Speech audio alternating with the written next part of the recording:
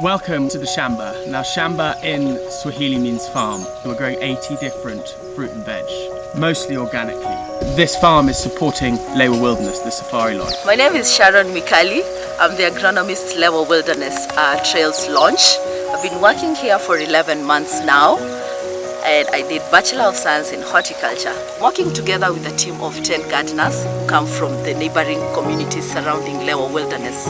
Now the farm is supported by many different elements. We've got Frisian cows where we get all of our milk from, and in turn we make yogurt, we make ice cream, we make our homemade goat cheese, we got bees for our honey. We offer a great farm to fork experience.